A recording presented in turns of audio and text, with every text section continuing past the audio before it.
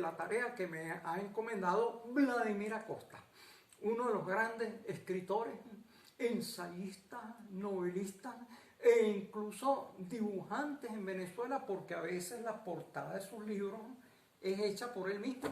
Un hombre polifacético y productivo. Cada año nos sorprende y nos encanta con varios títulos. En este caso, también de la editorial Galac, en la cual ha publicado ya El monstruo y sus entrañas, un análisis de la cultura, la política, las relaciones internacionales de Estados Unidos, que tan importante es conocer para defenderse de sus amenazas y de sus agresiones.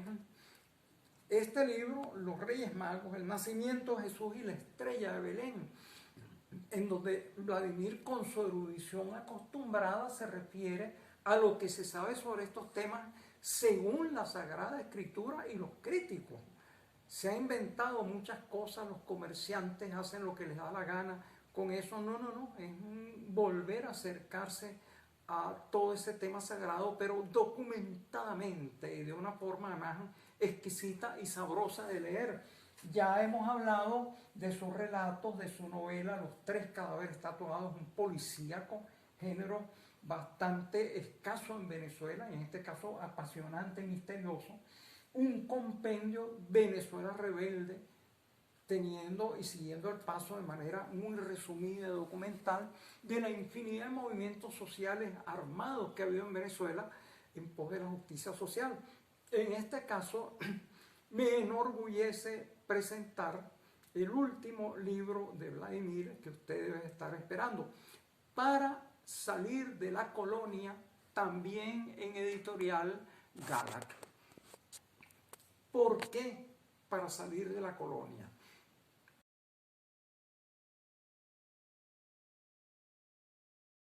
En América, que es un continente, pero más que un continente, un hemisferio, ocurrió una de las operaciones de saqueo más colosales de la historia de la humanidad. Los europeos arrasaron con un hemisferio que ocupa casi la mitad del planeta, y no solo que se llevaron las riquezas materiales, exterminaron a gran parte de la población.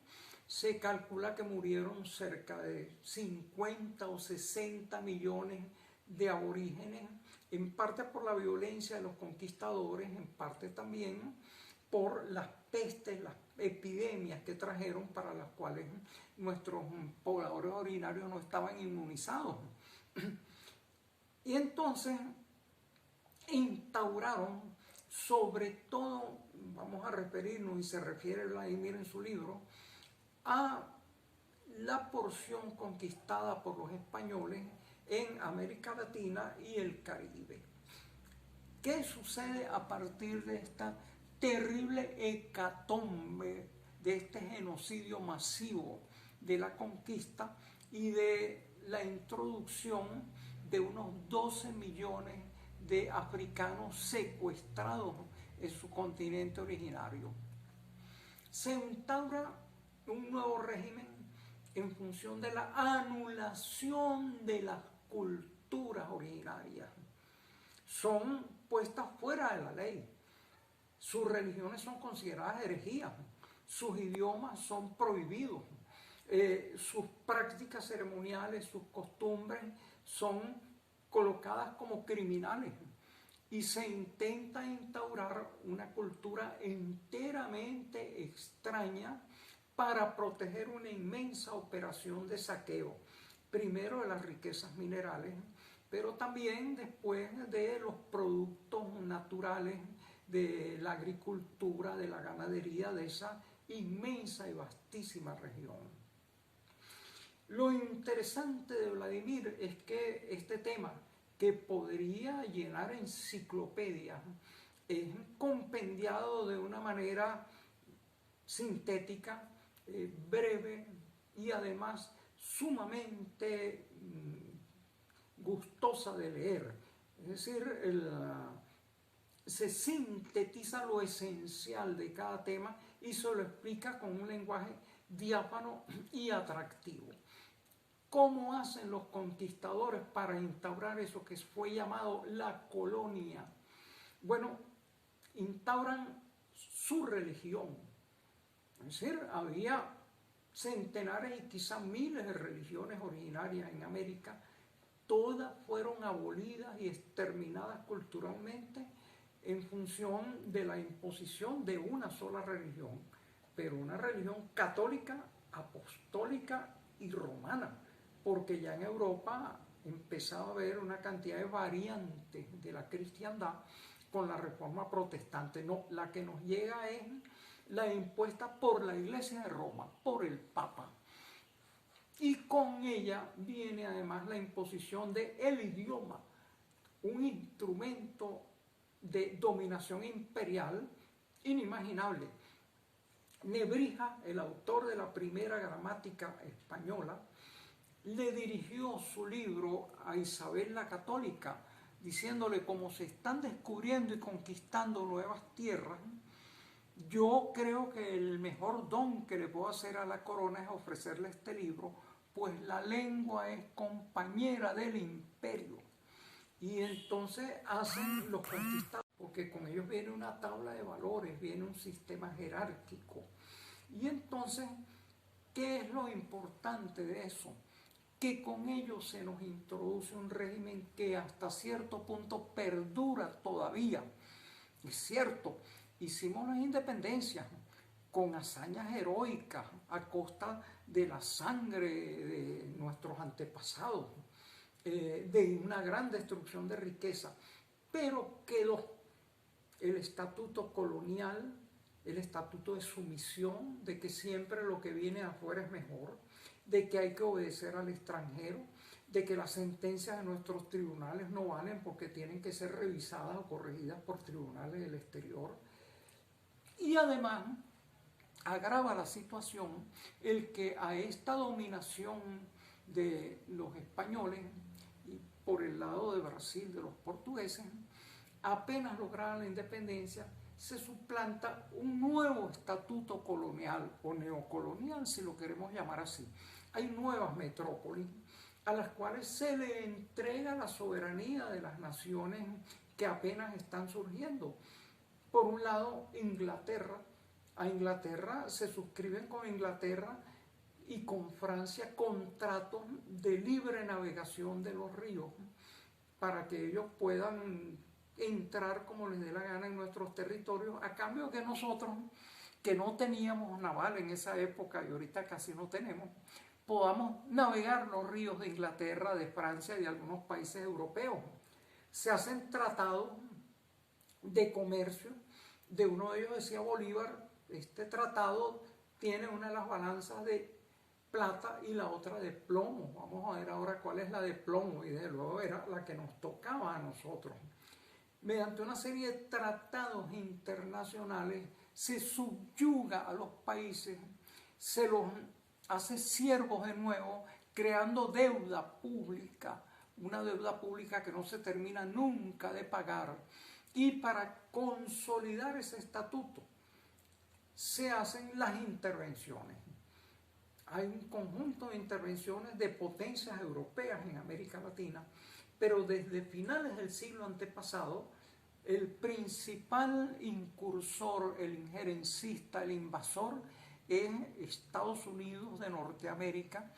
Y aquí Vladimir hace una extraordinaria y briosa descripción de todas las infamias de Estados Unidos, compendiándolas en sus términos más breves, porque, de nuevo digo, llevaría diccionarios, enciclopedias, tratar todas esas tropelías que nos van sometiendo en lo económico, porque firmamos tratados económicos desiguales, en los cuales todas las naciones extranjeras también disfrutan de ellos, acogiéndose una cosa que llaman la cláusula de nación más favorecida.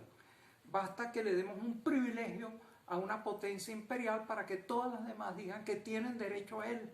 Y entonces darle a uno una prebenda es dársela a todo el mundo y quedar nuestros países verdaderamente en la inopia, en la ruina.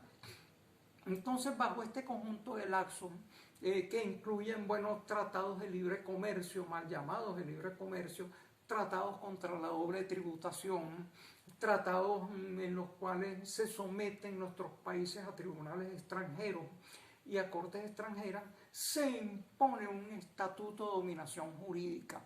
Sobre él hay un instituto de dominación militar a través de las invasiones y las bases militares todavía en América Latina, después de nuestras sangrientas independencias. Hay cerca de 60 bases militares de potencias extranjeras operando en nuestros países. Pero lo más grave de todo esto, y es lo apasionante del libro de Vladimir, señalar cómo el fundamento de esto es una colonización de la cultura, de la manera en que vemos el mundo, de nuestra forma de pensar, de valorar, de razonar, y a la cual nos sometemos de una manera aparentemente no violenta, a través de los aparatos educativos, a través de la propaganda, a través de los medios de comunicación, a través de los estilos de vida. Poco a poco vamos aceptando no solo que esa dominación colonial es invencible, sino que además es la única forma de vida posible.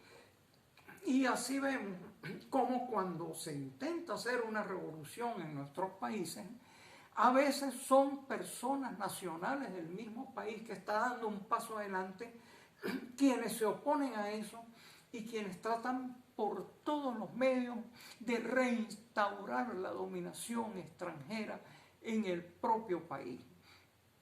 Vladimir se refiere desde luego a las ofensivas mediáticas, a las ofensivas de todo tipo, a través de las cuestiones burocráticas, de las agregadurías militares, la acción injerencista de las embajadas de Estados Unidos, que están metidas en casi todos los golpes de Estado y todos los desastres que ocurren en nuestra América. Pero lo interesante es la conclusión del libro. Vladimir enfatiza que en el fondo, para salir de la colonia hay que vencer un problema fundamental que es la colonización cultural. Es decir, se acepta en parte lo otro, estar con bases militares extranjeras, estar sometido a tribunales extranjeros, que las industrias principales del país sean cooptadas, poseídas, vendidas o entregadas a los extranjeros, porque hay una especie de colonización mental, hay una especie de cadenas que están dentro del cerebro, dentro del espíritu del latinoamericano, y que los llevan en alguna manera a consentir con esas tropelías. Y Vladimir, además de pasearse por todos los problemas de nuestra cultura, por el problema de la identidad, de cuál es la identidad de los latinoamericanos, el mismo problema de que nos preguntemos si tenemos una identidad, ya tiene que ver con esa colonización. Un inglés no se pregunta si él tiene una identidad o no, un francés tampoco, pero nosotros sí, porque en virtud de esta ofensiva cultural se ha pretendido que nos pensemos como si fuéramos otros, que pensemos con la mente del europeo, del estadounidense, de las culturas hegemónicas. Y en este sentido también dentro de el vasto e inteligente tratamiento que Vladimir hace de este tema cultural, que es fundamental, trata el tema sumamente actual de los cultos protestantes. Hemos visto que en nuestros países, poco a poco, el viejo monopolio de la religión católica ha ido desapareciendo y ha ido cediendo el paso a una serie de cultos cristianos también. Lo curioso de la cristiandad es esa, cómo está dividida en un conjunto de parcelas, cada una de las cuales afirma que la suya es la verdadera y descalifica a los otros. En medio de la libertad de culto que existe y que es la que debe existir en todos nuestros países, se han instalado un conjunto de sectas protestantes. ¿Por qué esto puede adquirir un interés para nuestra cultura? Bueno, en primer lugar porque corresponde a una especie de abdicación de sus funciones por parte de la Iglesia Católica. Entre las cosas positivas del cristianismo en América está el hecho de que tenemos una religión. No ha habido en América Latina guerras de religión, salvo el episodio de Canudos en Brasil y una breve rebelión de los cristeros en México. No hemos tenido disensiones, no hemos tenido peleas por cuestiones religiosas que en Europa han derramado mares de sangre. Comienza una disensión cultural dentro de nuestras religiones. Pero, ¿qué es lo que hace remarcable esta decisión? Son cultos manejados desde el exterior, fundamentalmente desde Norteamérica, Estados Unidos y desde países europeos. Y son cultos que además intentan actuar en política y desenvolverse como partidos políticos. En principio, casi todos nuestros países latinoamericanos han adoptado la fórmula de la libertad de cultos y de religión, cosa que es excelente. Nadie le puede imponer a una persona determinado culto, pero estas sectas tratan de llegar al poder con el objetivo de imponer una especie de teocracia, de instaurarse como cultos únicos y cultos en parte financiados, dominados por el exterior y al cual envían importantes cantidades del dinero que obtienen de la feligresía. Tenemos así que entonces eso, que era uno de los elementos de nuestra unidad cultural latinoamericana y caribeña, la preponderancia de la catolicidad, en parte por culpa de las propias jerarquías católicas que se han metido a hacer política, que han descuidado a su feligresía, que se han olvidado a veces del verdadero mensaje fraternal de caridad y de igualdad del cristianismo fundamental, el primer cristianismo primitivo. Bueno, al descuidar esos objetivos, se han dejado ganar terreno por las sectas protestantes.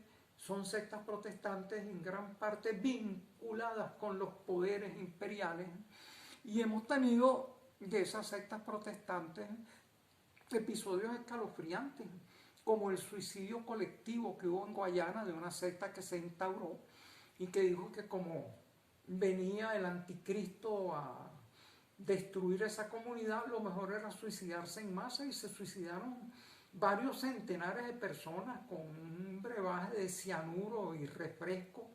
Entonces, fíjense que no es negligible este punto con el cual cierra el libro Vladimir. Ahora, es un libro demasiado rico, sustancioso, ameno, apasionante, como para resumirlo en esta breve conversación con todos ustedes. Yo creo que no deben dejarse llevar por la crítica. Usted tiene que ser el juez. Cómprese el libro de venta en las mejores librerías, léaselo y verá que es verdaderamente una lectura deliciosa, apasionante y concientizadora.